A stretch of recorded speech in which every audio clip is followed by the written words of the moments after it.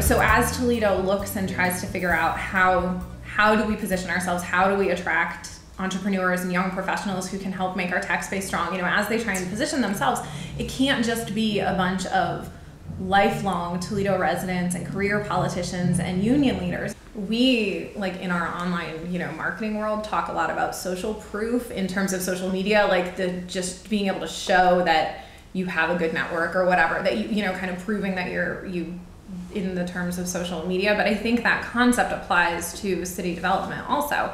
So show me business owners who live there who are really making it, or show me young professionals who are there and who love what they're doing and are thriving and are in neighborhoods that they're really proud of. Show me that you have a lot of activities going on, that you have a strong community. We know, because we went to school there 10 years ago, or however long ago it was now, that all of those things were there, but I have no idea what's happened in the 10 years since then. But I do know that we have a lot of friends who are there who are struggling with jobs that they don't like, or in houses that they're stuck in because they bought and now can't sell and whatnot. So what we hear about Toledo mostly is more negative than positive. And so when we're thinking about making a decision, that has to weigh in on that decision. So I think, so I'm a PR person, so I come at pretty much everything from a communication perspective.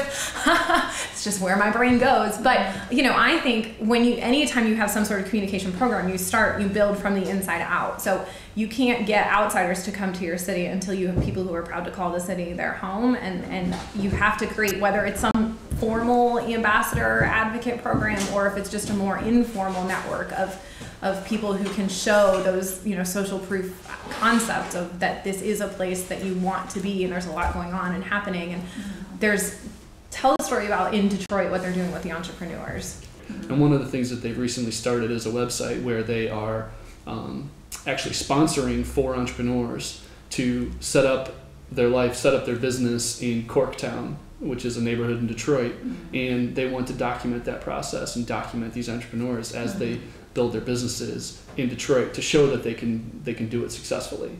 And and I understand that they're working with some local media. They're working, they're trying to get a documentary possibly to put the word out there that people can come to Detroit, live there, work there, and love it. Well, I think one of the things, we're always skeptical of advertising.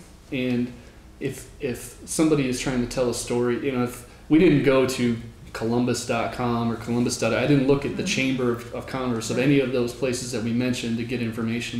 We talked to people about things that were going on. We followed their blog. Mostly on Twitter. A lot through Twitter, a lot through personal blogs and those kinds of things. But just in terms of storytelling, we looked at the stories that they were telling because they're living it, and that really resonated with me a lot more than anything that any Chamber of Commerce or CVB could stand up and say.